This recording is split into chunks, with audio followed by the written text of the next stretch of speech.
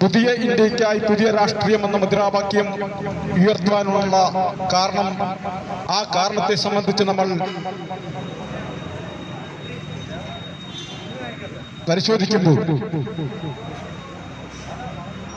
India എന്ന് പറയുന്ന നമ്മുടെ ഈ ജനാധിപത്യ രാജ്യം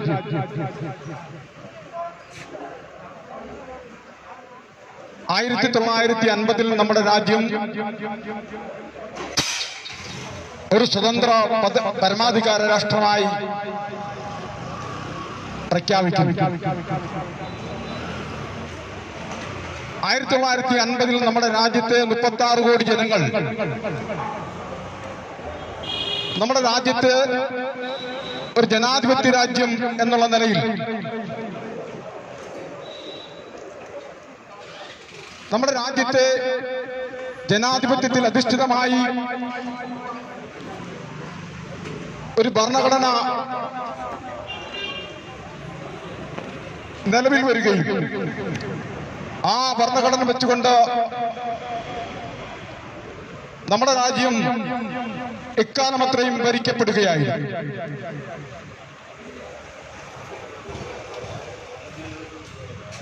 ആയിരത്തി 1950 ജനുവരി മാസം 26-ാം തീയതി ഇന്ത്യ റിപ്പബ്ലിക്കായി. 2020 ജനുവരി 26-ാം തീയതി 70 വർഷം പൂർത്തീകരിച്ചു കഴിഞ്ഞു. ഈ 70 വർഷം കൊണ്ട് ജനാധിപത്യ ഭരണഘടന വെച്ച് ഈ രാജ്യം ഭരിച്ചവർ, ഈ രാജ്യത്തെ ഭരണകൂടങ്ങൾക്ക് നേതൃത്വം കൊടുത്തിട്ടുള്ള മുഖ്യധാര രാഷ്ട്രീയ പാർട്ടികൾ നമ്മുടെ ഇന്ത്യക്ക് സമ്മാനിച്ച സംഭാവന എന്താണെന്ന് നാം പരിശോധിക്കേണ്ടതുണ്ട്. അങ്ങനെ പരിശോധിക്കുമ്പോൾ മാത്രമാണ് നമ്മുടെ ഇന്ത്യക്ക് പുതിയ ഒരു രാഷ്ട്രീയം ആവശ്യമുണ്ടോ എന്നുള്ള കാര്യം നാം ചിന്തിക്കേണ്ടി വരും. എന്തുകൊണ്ടാണ് അംബേദ്കർ പാർട്ടി ഓഫ് ഇന്ത്യ ഇന്ത്യയിൽ പുതിയ ഒരു രാഷ്ട്രീയം ഉയർത്തിക്കൊണ്ട് ഇന്ത്യയിലെമ്പാടും ഇത്തരത്തിൽ ജനങ്ങളെ അഡ്രസ് ചെയ്യുവാൻ മുന്നോട്ട് വരുന്നത് എന്ന് ചോദിച്ചാൽ, ജനാധിപത്യത്തിന്റെ 70 വർഷം പിന്നിടുമ്പോൾ ഇന്ത്യയിൽ ജനാധിപത്യ മൂല്യങ്ങൾ ഇന്ത്യയിൽ നടപ്പിലാക്കിയിട്ടില്ല എന്നുള്ളതാണ് വസ്തുത. 1949 സ്വതന്ത്രമായ റിപ്പബ്ലിക്കായ ഒരു രാജ്യമാണ് ചൈന. ഏതാണ്ട് 1 വർഷത്തിന്റെ വ്യത്യാസത്തിലാണ് നമ്മുടെ രാജ്യം ഇന്ത്യ റിപ്പബ്ലിക്കാവുന്നത്. ഇന്ന് ചൈന എന്ന് പറയുന്ന നമ്മുടെ അയൽ രാജ്യം ഇന്ത്യൻ ജനസംഖ്യയേക്കാൾ ഏറ്റവും കൂടുതൽ ജനസംഖ്യയുള്ള ഒരു രാജ്യം എന്നുള്ള നിലയിൽ ചൈന ഇന്ന് ലോകത്തെ വൻ ശക്തികളിൽ ഏറ്റവും നമ്പർ 1 ശക്തിയായി വളർന്നു കഴിഞ്ഞിരിക്കുകയാണ്. ആഭ്യന്തര ഉൽപാദന വളർച്ചാ രംഗത്ത് അമേരിക്കയെ പോലും വെല്ലുന്ന തരത്തിലേക്ക് ചൈന മാറിക്കഴിഞ്ഞിരിക്കുകയാണ്.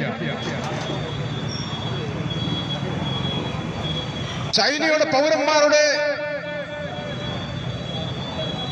പ്രതിശീർഷ വരുമാനം ഗണ്യമായി കൂടിക്കൊണ്ടിരിക്കുന്നു.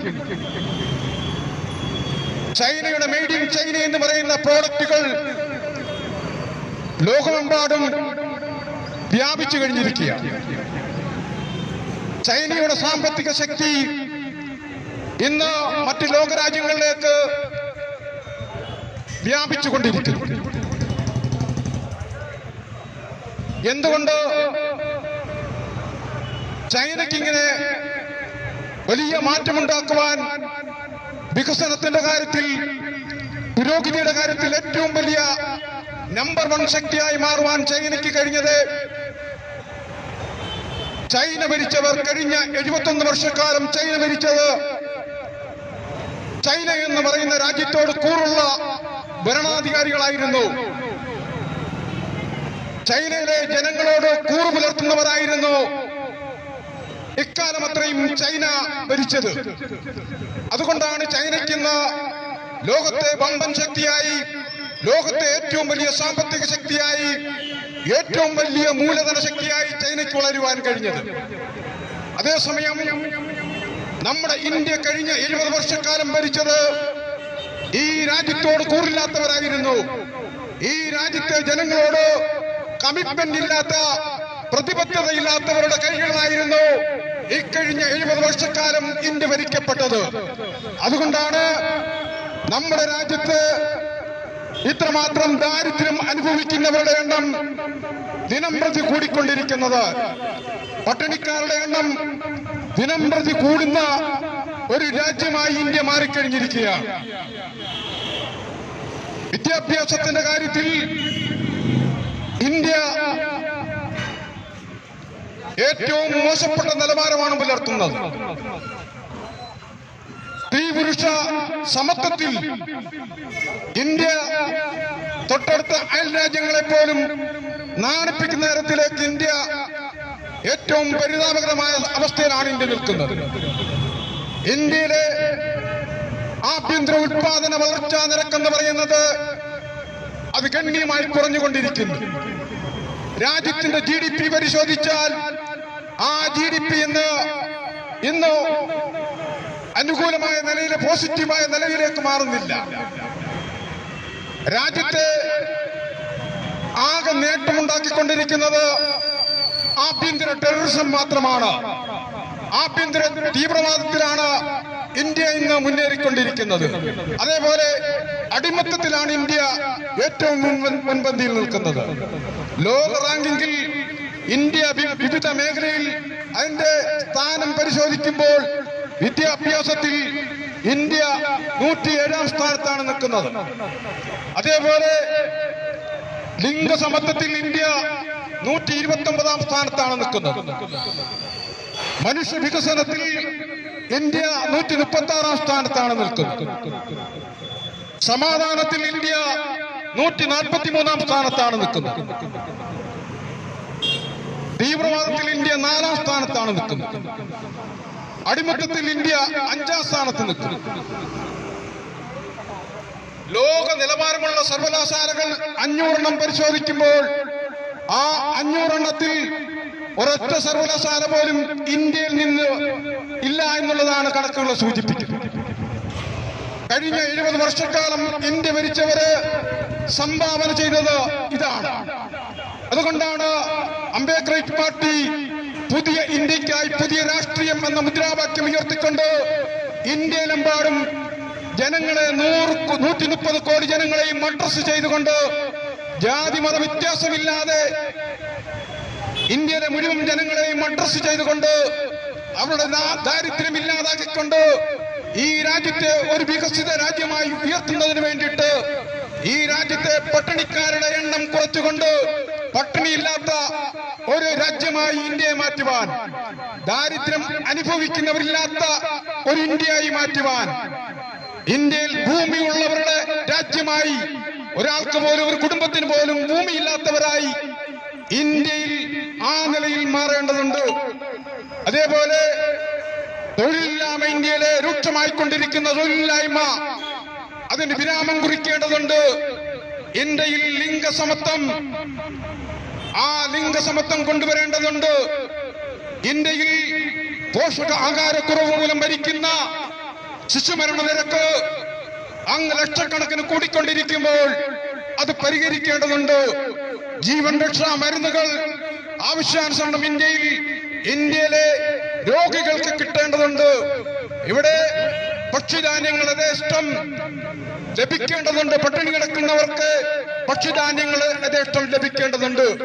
ആ നിലയിൽ ഇന്ത്യയെ മാറ്റിയെടുക്കുവാൻ ഈ രാജ്യം ഭരിച്ച ഇന്ത്യൻ നാഷണൽ കോൺഗ്രസിനോ ഭാരതീയ ജനതാ പാർട്ടിക്കോ ഇക്കാലം അത്രയും കഴിഞ്ഞില്ല എന്നുള്ളതാണ് ഞാൻ നേരത്തെ സൂചിപ്പിച്ച കണക്കുകൾ ഉദ്ധരിച്ചുകൊണ്ട് ഞങ്ങൾക്ക് പറയുവാനുള്ളത്.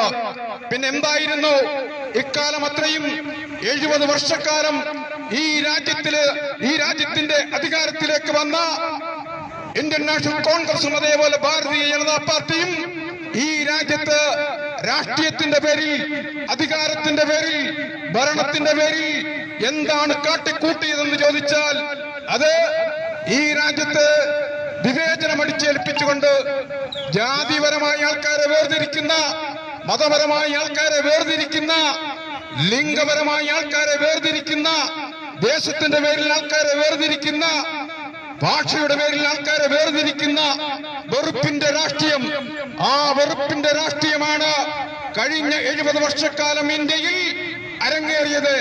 അതുകൊണ്ടാണ് ഇന്ന് ജനാധിപത്യം പരിപാലിക്കുന്ന രാഷ്ട്രങ്ങളുടെ കണക്ക് പരിശോധിക്കുമ്പോൾ ഏറ്റവും വലിയ ജനാധിപത്യ രാജ്യമായ നമ്മുടെ ഇന്ത്യ ജനാധിപത്യം പരിപാലിക്കുന്നതിൽ 71ാം സ്ഥാനത്താണ് തുടരുന്നത്. കാരണം ജനാധിപത്യ മൂല്യങ്ങളെ നടപ്പിലാക്കുവാൻ ജനാധിപത്യ പ്രക്രിയയിലൂടെ അധികാരത്തിൽ വരുന്ന ഗവൺമെന്റുകൾക്ക്